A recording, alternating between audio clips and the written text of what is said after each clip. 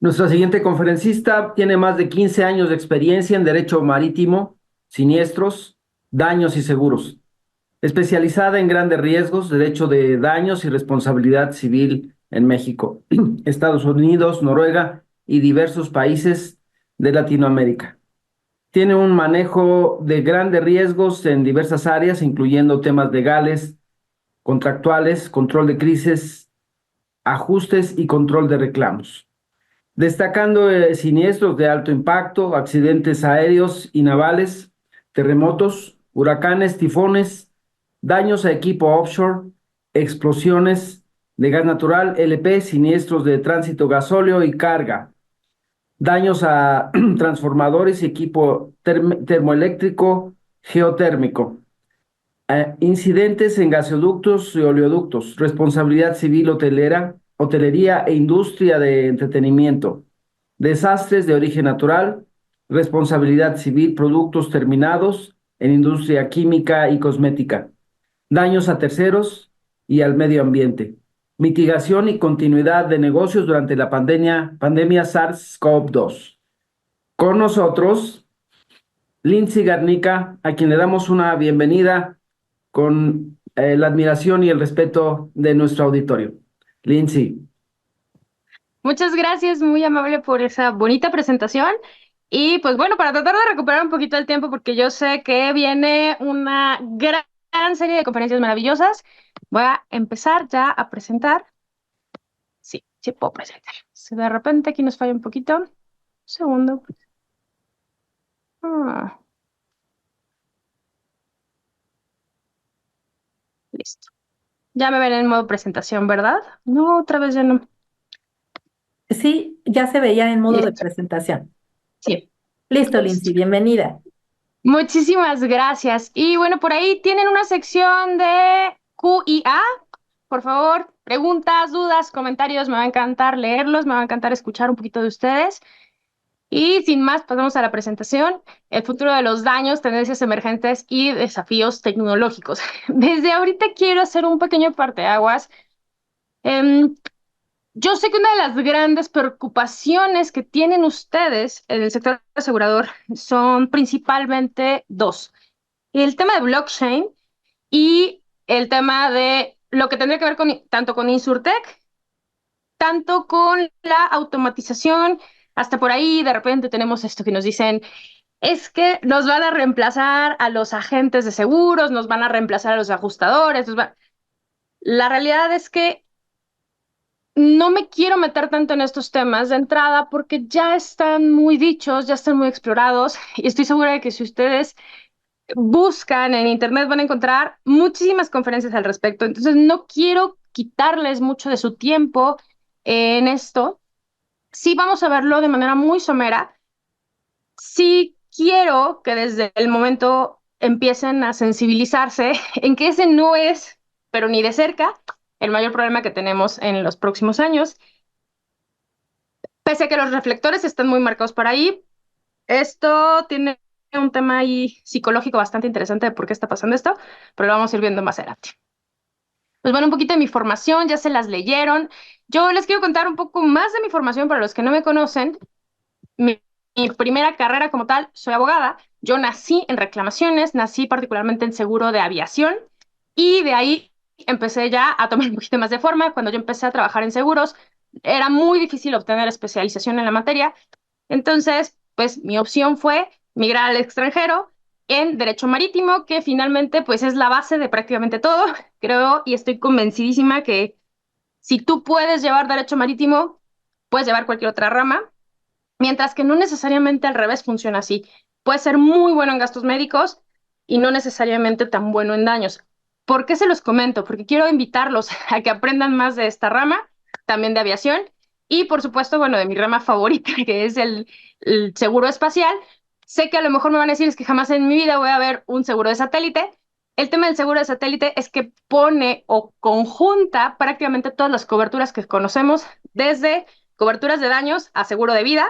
Sí, escucharon bien, el seguro de vida tradicional de seres humanos se implementa en los satélites de una manera bien interesante. Entonces creo que es uno de los de las ramas que nos enseña muchísimo de todas las demás ramas y podemos aprender mucho de la parte técnica de implementación.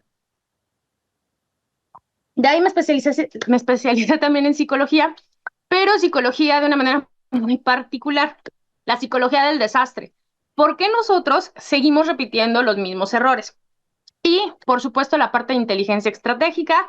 Dentro de la inteligencia estratégica hay una área muy particular que se llama SIOP o las operaciones psicológicas.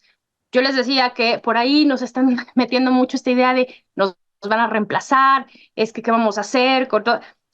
Esto cae dentro de esta ideología de las operaciones psicológicas cuando nos están bombardeando con cierta tendencia que quiere generarse en el mercado. No necesariamente tiene que ver directamente con el sector asegurador, sino con cómo estamos de manera global en muchas otras áreas. No me voy a meter mucho a decirles todo el resto de mi currículo porque realmente no tiene mucho sentido, pero sí quería explicarles un poquito de cómo se van conjuntando estos dos temas.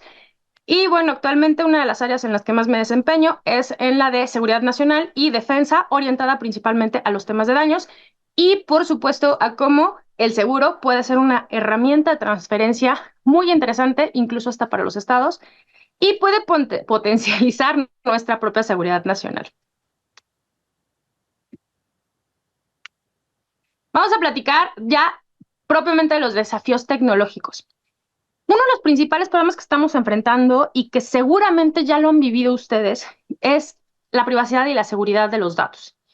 México sí tenemos una legislación bastante interesante de protección de datos. Desgraciadamente, la realidad es que en la práctica la mayoría no la aplica, no la implementa e incluso podría yo decirles que la mayoría ni siquiera tiene la capacidad técnica para verdaderamente poder hacer una implementación tal cual como se pide la ley. ¿Esto en qué se refleja? En que si llegas a tener una violación a tus datos, se llegan a robar tu servidor, va a ser un problema bastante grande.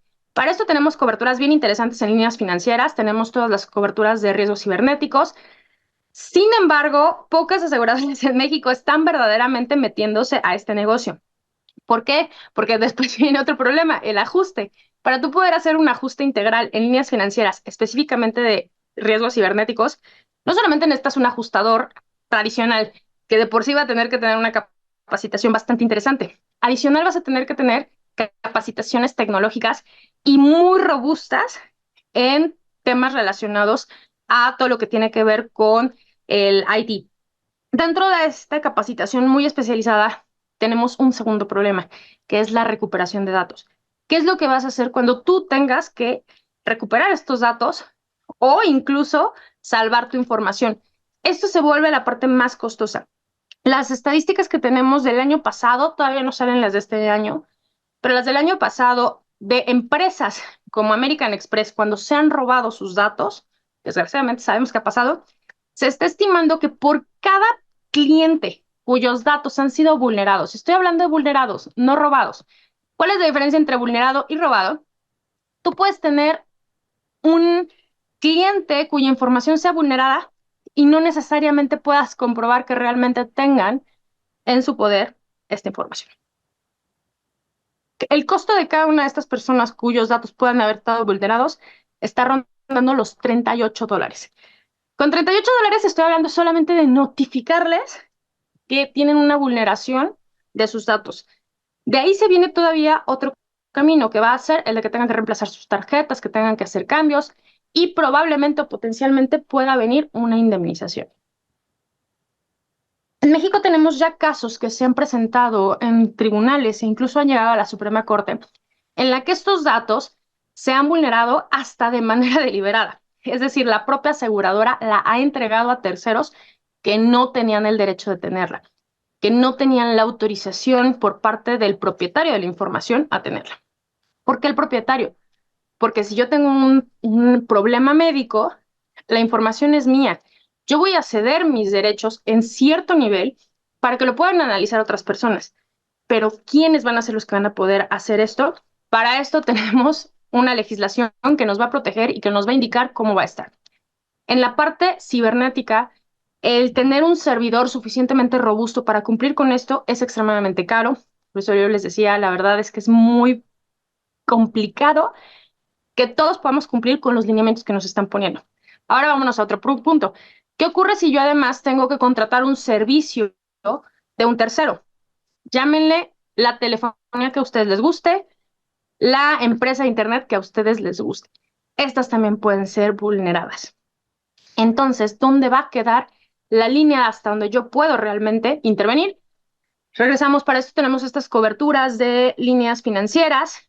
No muchas aseguradoras lo dan. Yo lo que he estado viendo que están haciendo muy interesante en el mercado mexicano es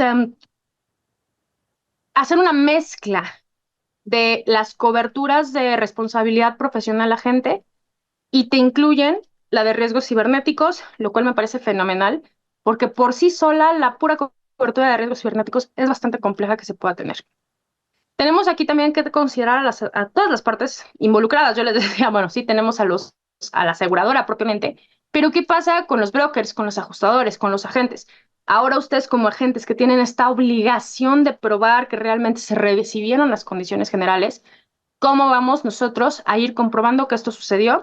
Y todos estos desafíos tecnológicos que nos va generando en el Inter. El tema de integración de sistemas. Dentro de la integración de sistemas tenemos esta implementación exitosa de tecnologías emergentes. El tema de las tecnologías emergentes, y con las tecnologías emergentes me refiero a todas estas tecnologías que se están desarrollando tan rápido que le están ganando a la legislación.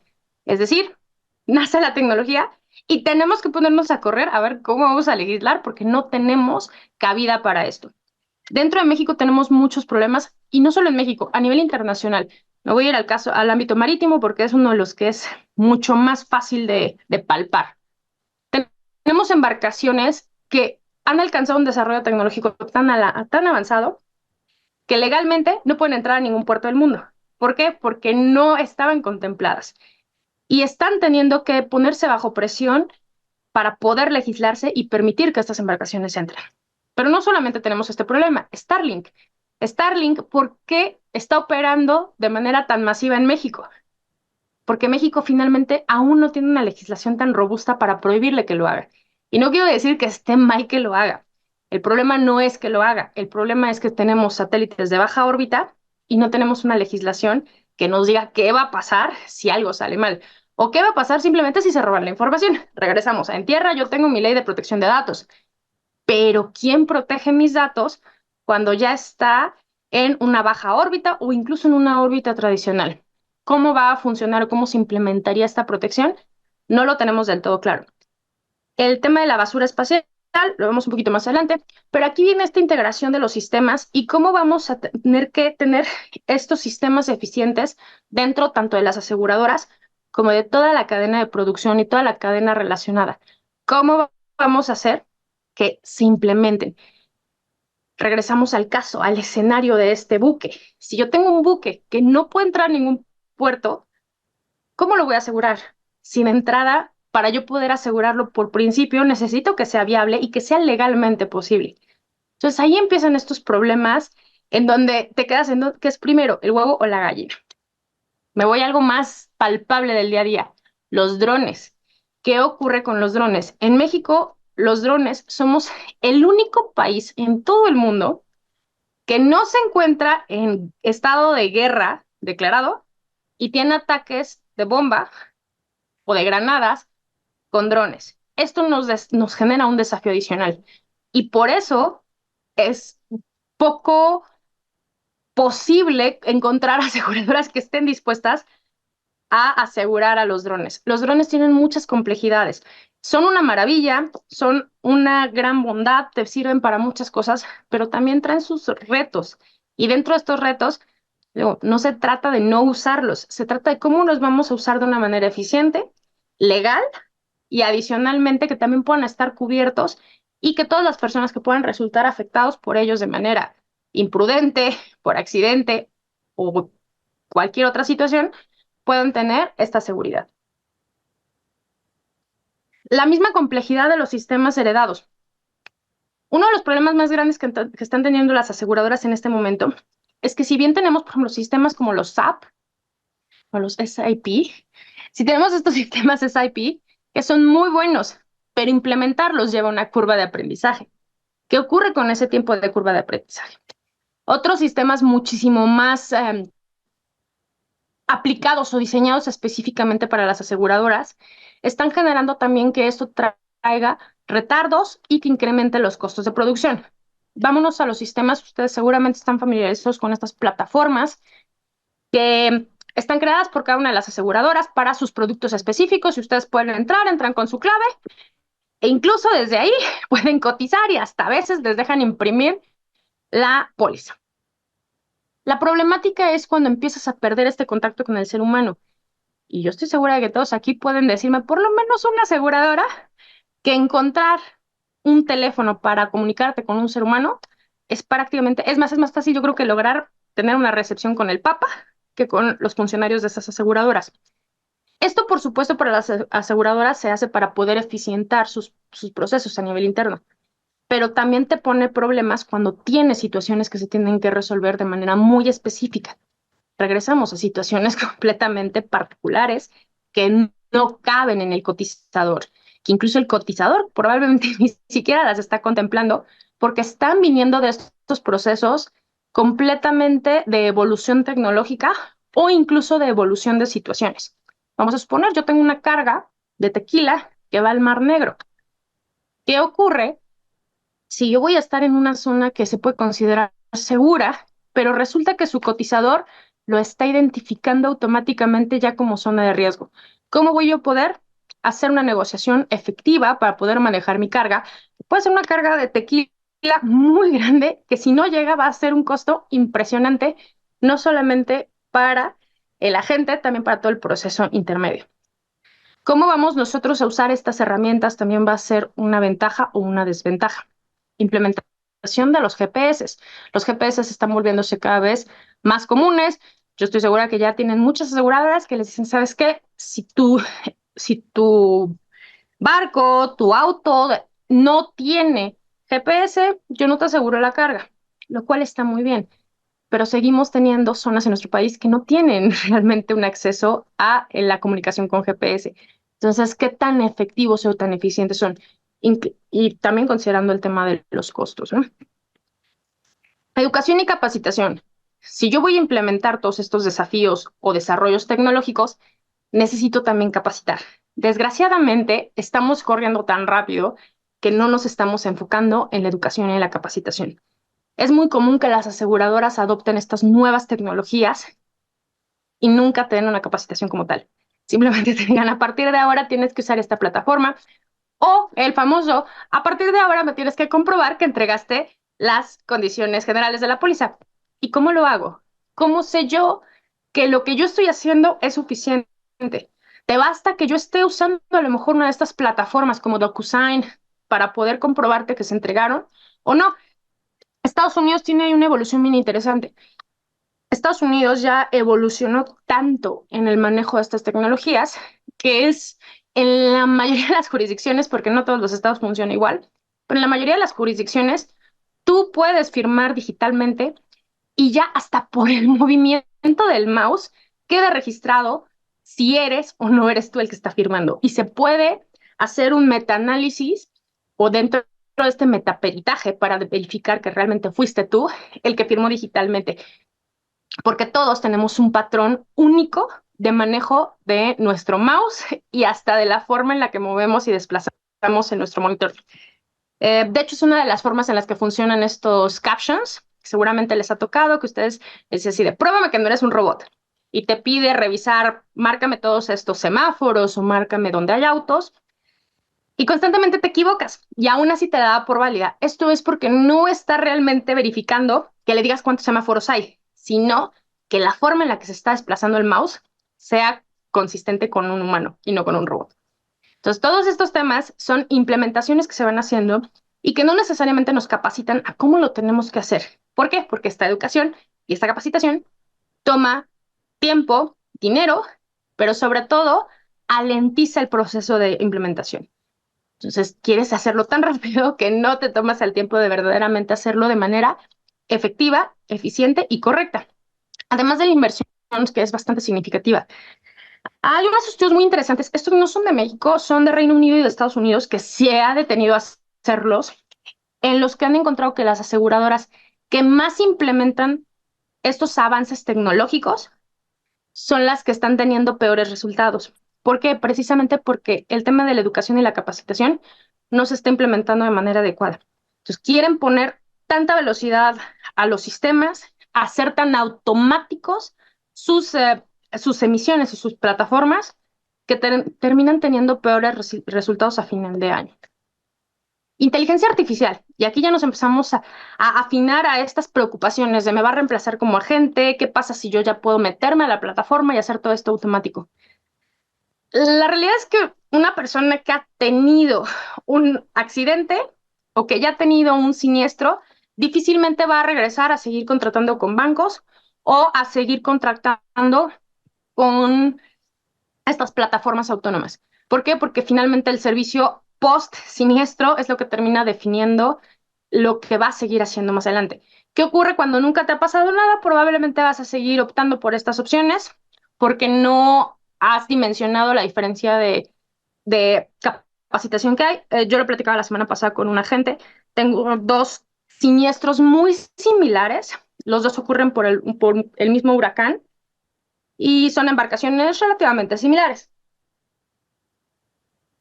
Si bien una de las primeras embarcaciones se pagó en diciembre y la otra se pagó apenas la semana pasada, la verdad es que a mí me da mucha tristeza que la que se pagó en diciembre, la gente jamás se paró. Jamás. O sea, la gente, es más, yo ni siquiera hablé jamás con el agente. Y ahí te vas dando cuenta, pues por supuesto, ustedes creen que el asegurado va a renovar con ese mismo agente, pues les aseguro que no.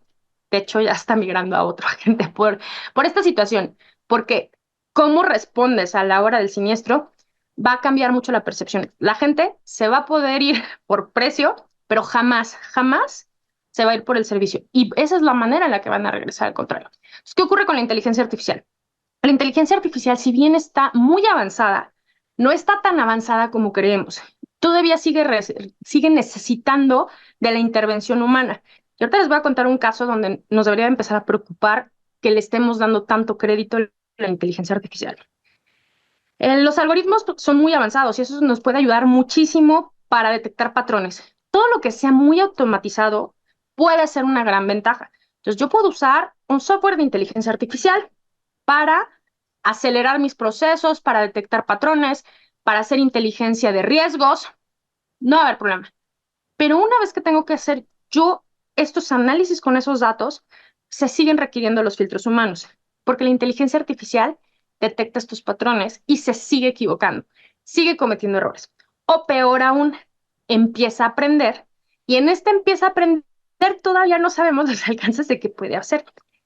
Les digo que yo les voy a platicar un caso para ponerles, diría por ahí el señor Samudio, a corretear la ardilla. En un ejercicio que me gusta mucho hacer con mis alumnos es pedirles que usen plataformas de inteligencia artificial para crear textos, pero que sea de temas que ellos dominen, que conozcan sumamente bien. ¿Por qué? Porque es ahí donde empiezas a darte cuenta que la inteligencia artificial todavía no domina este tipo de situaciones tan técnicas, incluso con errores tan graves que son vergonzosos. Hay países como Italia que ya ha habido abogados que han sido sujetos a proceso por usar inteligencia artificial. Ya ni siquiera nos vamos a ir al tema ético, simplemente estaban inventando datos. Y esos son de los temas que es muy común que ocurra con la inteligencia artificial. Yo puedo la inteligencia artificial funciona con estos prompts, estas órdenes.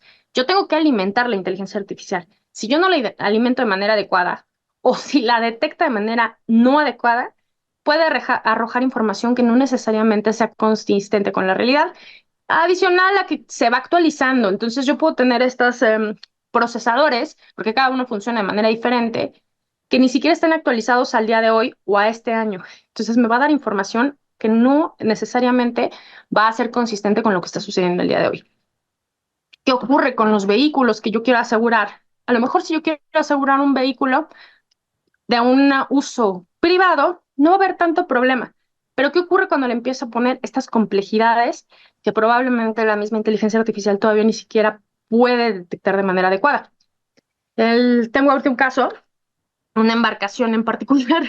La embarcación viene de Estados Unidos, pero solamente va a estar 3 meses en México. ¿Qué pasa con estos procesos? Por supuesto que los servidores automáticos no pueden o no tienen la capacidad de entender cómo funciona el sistema de banderas todavía.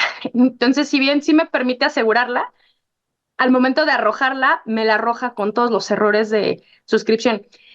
Si la gente no se da cuenta, al momento del siniestro esto va a ser un problema, pero tiene que ver con esta mala detección de la inteligencia artificial que todavía no puede procesar, al igual que un humano, cómo funcionan todos los sistemas de banderas y las temporalidades de un objeto que de entrada, si bien es un objeto, pues está sujeto a un proceso registral que complican todavía la ecuación. Internet de las cosas, regresamos a, seguramente aquí todos los que lleven carga ya han escuchado este famoso complemento de la carta aporte. Bueno, el complemento de la carta aporte que sería este documento que se emite principalmente para demostrarle a las aduanas y al SAT que estás cumpliendo con todas tus obligaciones fiscales y que lo que están buscando justamente es hacer una mayor recaudación.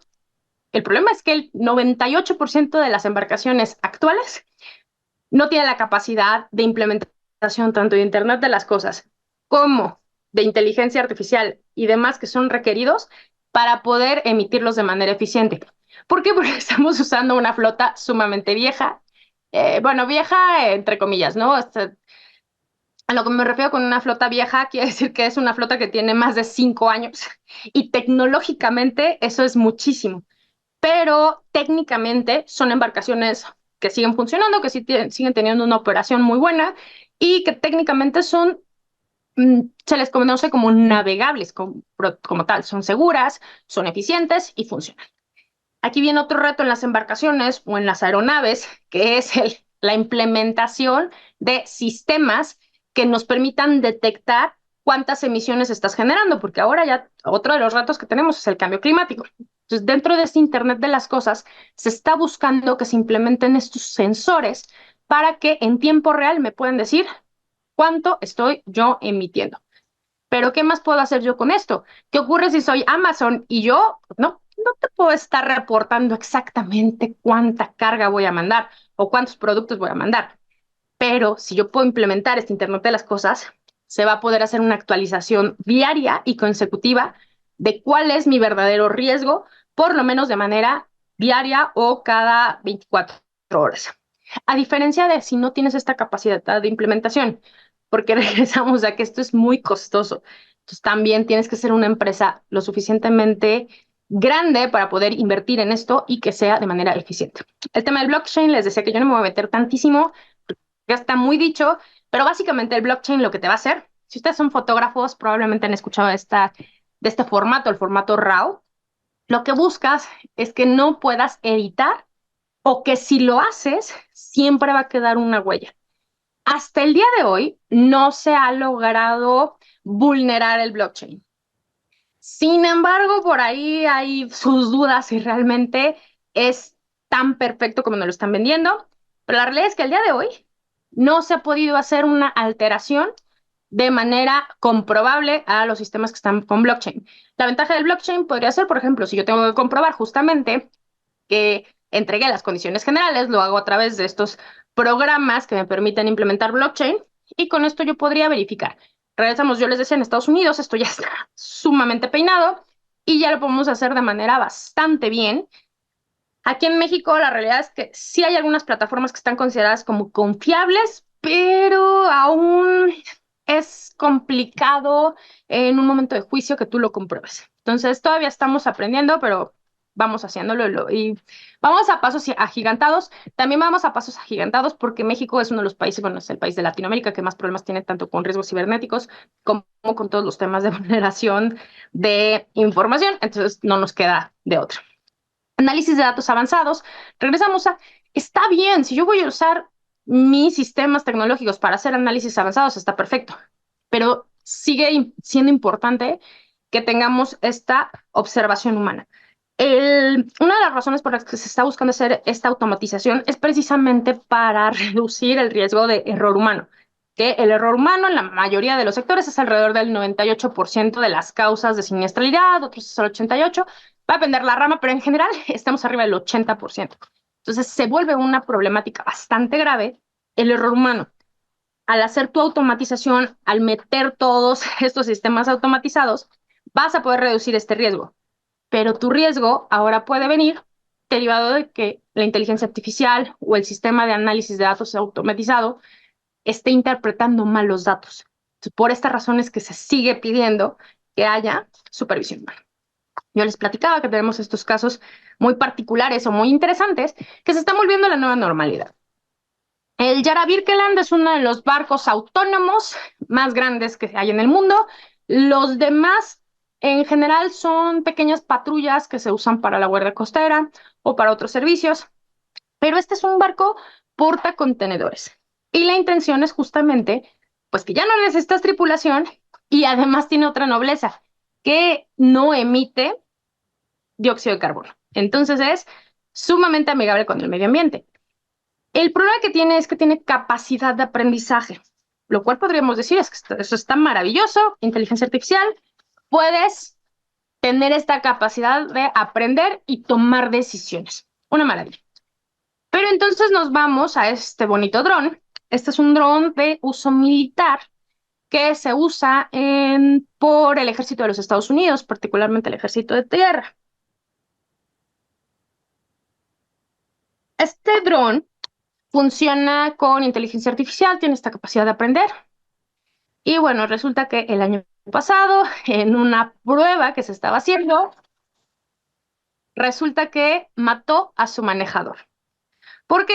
Porque el dron estaba programado para disparar o para atacar, para hacer un operativo en el cual capturara a su target o a su presa. ¿Qué ocurre? Que constantemente empezó a darse cuenta que su manejador le decía, no dispares. Así. Entonces el dron ya lo había atrapado, pero el manejador humano no le permitía cumplir con la misión. Pero entonces resulta que el dron estaba también programado para tener puntos por cada misión que cumplía. ¿Qué ocurre? Empieza a pensar y dices que este está generando que yo no tenga mis puntos completos. Por lo tanto, para mí es un problema. ¿Y qué hizo? Le disparó y acabó con su vida. Les decía yo que hay ejemplos terribles de cómo esta capacidad de aprendizaje puede terminar muy mal. Y si bien la programación finalmente fue humana, en esta misma programación se hizo de manera que al autoaprender se eligió a sí misma. Todavía tenemos sistemas contados que pueden hacer esto. Vámonos a la industria de seguros.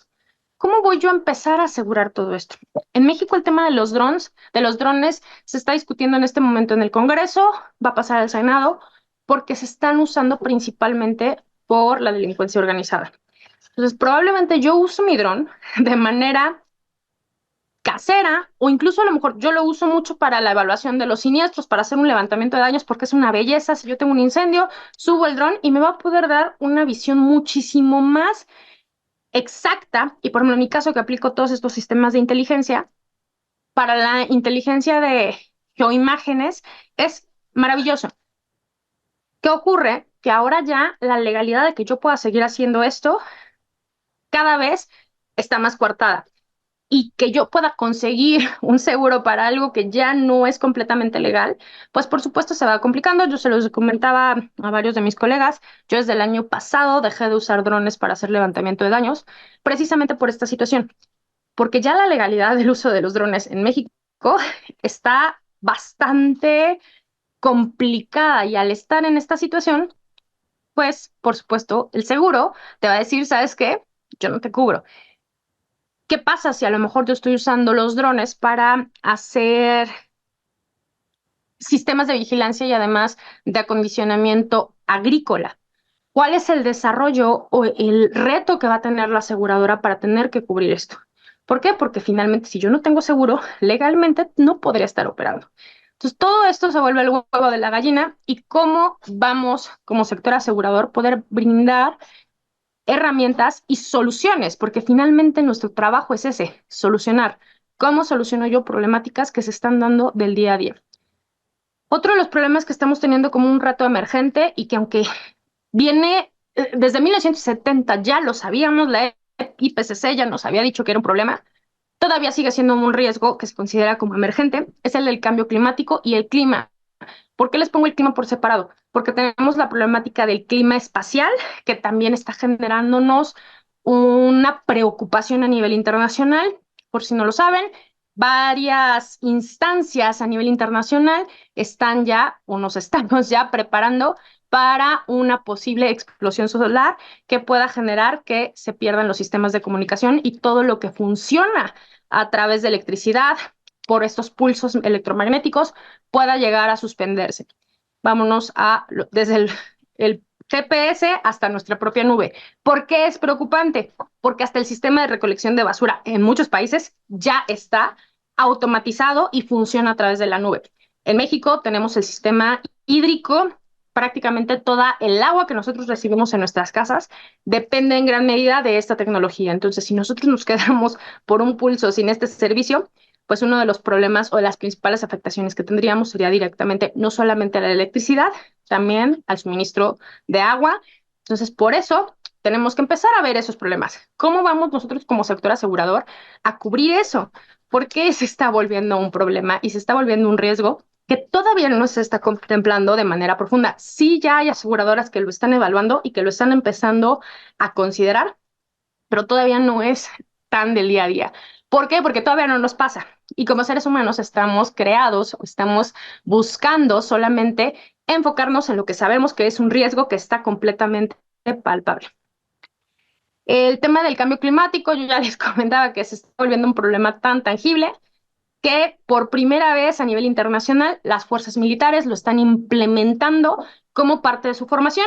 Aquí en México esto nos hace medio extraño porque pues nosotros tenemos plan Marina, tenemos plan DN3, tenemos plan de Guardia Nacional desde 1959. Bueno, no con esos nombres, ha ido cambiando de nombre, pero el primer plan que tuvimos fue para el huracán en Tampico en 1959, que fue de la Secretaría de Marina. Entonces, para nosotros esto es algo muy común porque toda nuestra vida hemos crecido con la enseñanza o la capacitación de las fuerzas militares o de las fuerzas armadas a este tipo de respuesta. En otros países no. La mayoría de los países apenas en Estados Unidos lo empezaron a implementar apenas posterior al huracán Katrina. Entonces, para que ahí nos pongamos un poquito de este tipo de retos está generando que ahora uno de los problemas más grandes que está teniendo el sector asegurador es precisamente la aseguranza de los desastres de origen natural, que cada vez están siendo más difíciles de atender y que están generando un reto tecnológico todavía mayor. ¿En qué sentido? Desde la cantidad de sensores que tenemos que colocar, se está volviendo un reto. En Huracán Otis tuvimos por ahí varias aseguradoras que tardaron tiempo en poder llegar al sitio por diferentes situaciones. Todo esto se vuelve un reto que lo que generó es que a través de la tecnología de imágenes pudiéramos tener una sensibilización mucho más acertada de cuál era el estado real sin tener que estar en el lugar. Obviamente el estar en el lugar siempre va a ser la parte más importante, pero por lo menos sabes a qué vas a llegar y sabes a qué te vas a enfrentar desde antes. Y el problema que realmente sería el reto emergente más grande que estamos enfrentando en este momento, la guerra, los movimientos armados y el terrorismo. Esto está generando un problema a nivel internacional que está generando una inflación en el sector asegurador bastante complicada. ¿Por qué? Porque si nosotros estamos hablando que previo a los movimientos armados de Ucrania, estas operaciones especiales y a la situación actual en la Franja de Gaza, el promedio de la prima que se destinaba a la cobertura de guerra era del 0.05 al 0.06. Cuando empiezan estos problemas en Ucrania y en la Franja de Gaza, este subió al 0.07. Es menos del 1% del coste de mi prima, lo cual es bastante bajito. Terrorismo todavía, pues sigue estando por ahí, porque la mayoría de los países no tiene terrorismo, México no tiene un problema de terrorismo, entonces son coberturas que no están capturando tanta parte de la prima. La problemática que tenemos es que como no tenemos esa problemática, cuando requerimos este tipo de coberturas, porque a lo mejor yo estoy trabajando con una cadena hotelera internacional que necesita cobertura de terrorismo, las más aseguradoras en México me dicen, es que no te la puedo dar, o sí te la voy a dar, pero te la voy a inflar muchísimo. ¿Por qué te la inflan muchísimo? Porque ni siquiera saben cómo cubrir el tema del terrorismo porque no es una problemática que tengamos en México como tal. Por ahí yo sé que alguien me va a decir que sí, lo podemos platicar, pero en México no hay problemas de terrorismo y tiene sus razones de ser, ¿no? Sí tenemos otros problemas. Tenemos problemas, por ejemplo, de la delincuencia organizada, tenemos problemas con los cárteles, etcétera, que generan otro tipo de problemática que la aseguradora tiene que plantear dentro de sus propias coberturas y que lo tiene que internalizar porque va a ser una gran problemática. Ahorita con el interoceánico, uno de los principales retos que tenemos para el aseguramiento de carga es precisamente la delincuencia organizada, que tu mercancía realmente llegue. Nosotros estamos volviéndonos una de las alternativas más interesantes contra el Canal de Panamá. Nunca vamos a reemplazar el Canal de Panamá porque jamás ha sido la intención, pero sí lo que se busca es, el Canal de Panamá se está secando, entonces tenemos una alternativa que sería México. Pero para que esa alternativa sea funcional, yo tengo que garantizar dos cosas, o que mi mercancía llegue de manera segura y que si no llega, tengo una cobertura de seguros que sea realmente eficiente. ¿Cómo lo voy a hacer? Son estos retos que se van generando para el mismo sector asegurador y que va a tener que estar corriendo para alcanzarlo. Regresamos a este tema. Yo les comentaba, bueno, estos guerras, movimientos armados, que han derivado en otra problemática. La piratería en la piratería somalí, principalmente en todo el Cuerno de África, en este canal de Suez, en la salida del Mar Rojo, siempre ha sido un problema desde hace muchos años, pero ahora está exacerbado. Está exacerbado a un nivel en el cual el 12% de todo el comercio internacional está siendo afectado. Al estar siendo afectado, esto está derivando en inflación para prácticamente todo el sector asegurador, porque lo tiene que prorratear en otro tipo de coberturas para que le siga siendo rentable. En esta situación están teniéndose dos escenarios. El primero es el de las inversiones en tecnología. Las aseguradoras están invirtiendo en tecnología militar para aplicación completamente comercial, es decir, aplicación completamente antipiratería. Y por el otro lado, se están incrementando las primas. El estimado que teníamos, yo les platicaba, del punto 0,5 al punto 0,7 con esta franja de Gaza y con el tema de Ucrania. Prácticamente no es nada. Pero el problema del Mar Rojo, estamos hablando de un incremento al 8% que muy probablemente se va a ir al 10%. Y eso, por supuesto que lo vamos a terminar pagando todos en todo el mundo. El tema de la piratería, yo ya les comentaba que se está volviendo una situación bastante complicada porque además están presumiendo sus logros y están haciéndolo de una manera que antes no habíamos visto y que pues también eso genera los retos desde la percepción del sector asegurador porque hay que estar pensando en cómo lo vamos a hacer. Los desarrollos tecnológicos nos van derivando en estas nuevas herramientas, estas nuevas inversiones, pero también tenemos las problemáticas de usar estas nuevas inversiones o estas nuevas tecnologías. ¿Qué pasa con Starlink? Ahora la probabilidad de que tengamos objetos caídos del cielo se ha multiplicado, triplicado y probablemente para el 2040 ya estamos estimando que va a ser algo bastante recurrente, cuando antes ni siquiera lo pensábamos. Y tan recurrente es que yo les voy a platicar que hace 2 semanas tuvimos que encerrar en un crucero en el Caribe. No voy a dar la línea, pero bueno, un crucero tuvimos que encerrar a todos los pasajeros porque teníamos, ya nada más quería cerrar para no quitar más el tiempo. La esfera de Las Vegas, yo creo que aquí todos ubicamos y conocemos esta esfera.